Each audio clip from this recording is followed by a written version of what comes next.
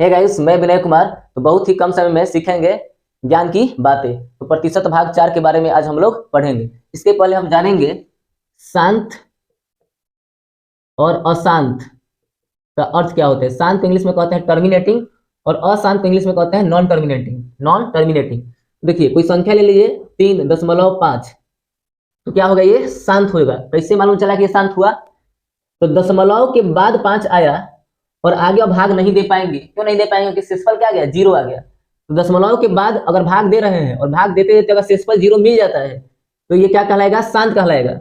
यानी कि दशमलव के बाद शेषफल 0 आ जाना चाहिए, ठीक है ना। अगर हम भाग दे रहे हैं 3.44444 डॉट डॉट डॉट दे दिए, यानी आगे भी 4 आएगा, यानी कि आगे 4 आएगा। इसका अर्थ क्या है? यानी कि शेषफल 0 नहीं हो पा रहा है। यानी जब भी आप शेषफल को 0 नहीं कर पाएंगे तो वो क्या कहलाएगा, अशांत। और बार बार 4 आएगा तो कितना 4 लिखिएगा, इसलिए लिख दिया 3.4 रेकरिंग। इस रेकरिंग का अर्थ हो गया कि आगे कई सारे 4 हैं। तो देखिए, अब आता है कि दशमलव संख्या को भिन्न में बदले। तो जैसे 3.5 को भिन्न में बदलना है तो बहुत ही आसान है। 35 बट्टा क्या लिख देंगे, 10। लेकिन 3.444 4 का रिपीटेशन हो रहा है। तो अशांत संख्या को अगर भिन्न में बदलना हो तो आप नीचे 10 और 100 जल्दी नहीं लिख सकते हैं, इसमें नियम आ जाता है। तो आज 9th क्लास में पढ़े होंगे आप लोग कि कैसे बदले भाई। तो 3.4 है, 3 क्या है, 4 है। तो क ऊपर रेकरिंग है, एक एक संख्या पर रेकरिंग है। अब बराबर इधर क्या मान लिए, x मान लिए। क्या मान लिए, x मान लिए। तो एक ऊपर रेकरिंग है तो 10 से गुना कीजिएगा, 2 ऊपर रेकरिंग रहेगा तो 100 से गुना कीजिएगा।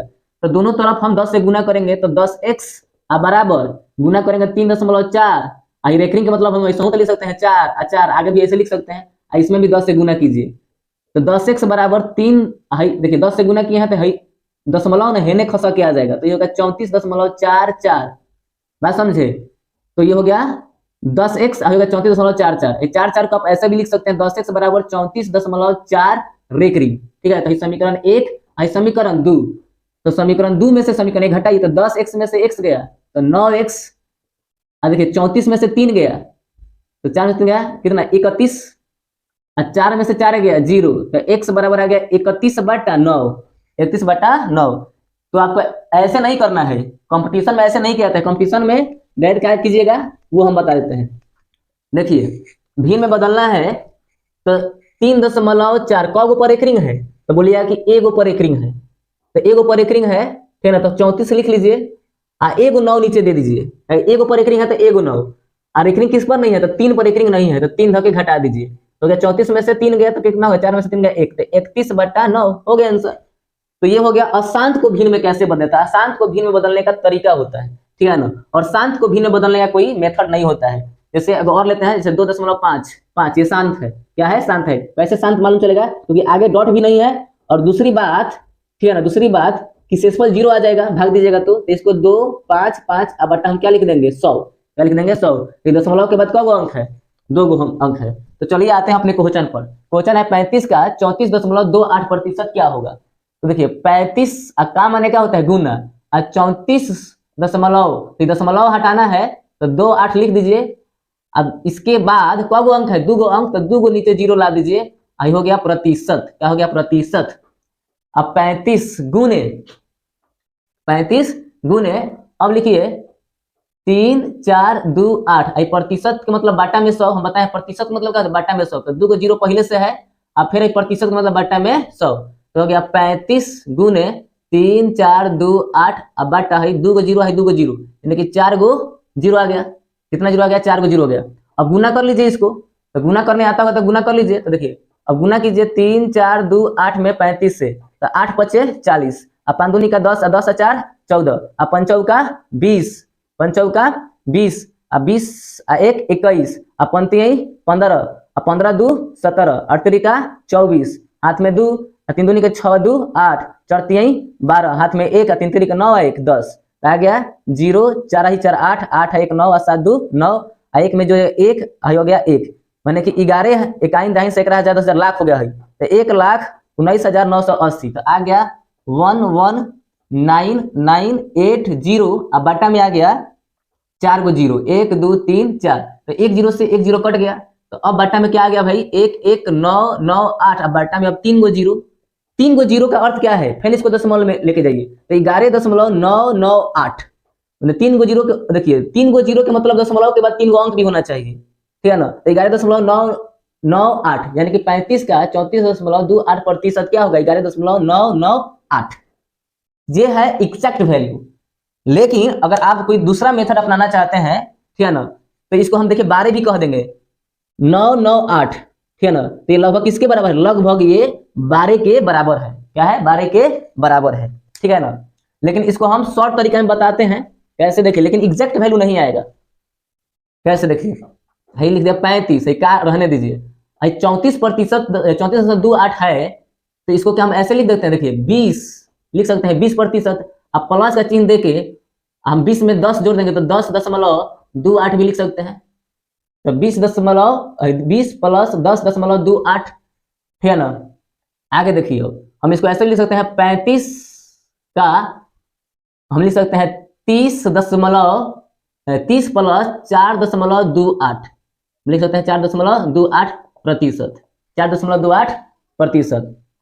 तो अब देखिए 30 का हम फ्रैक्शन वैल्यू तोड़ेंगे और 4.28 हमको याद रहना चाहिए। तो आप एक पढ़े होंगे, 1/7 को प्रतिशत में बदलिए, 1/7 को प्रतिशत में बदलिए। तो प्रतिशत में बदलना है, जैसे देखिए 1/7 भिन्न है, तो भिन्न को प्रतिशत में बदलने के लिए 100 से गुना करते हैं, तो कितना आएगा, 100/7। अब इसको भाग दीजिए 100/7 को, तो देखिए 7 1 7, ये 7 लिख दीजिए, और 10 में 7 गया 3, यहाँ 0 उतारिए, क्या उतारिए, 0 उतारिए, तो 7 चौक 28, तो 28 आ गया। तो एक नहीं के 10, 10 में 60 गया 2, फिर कट गया।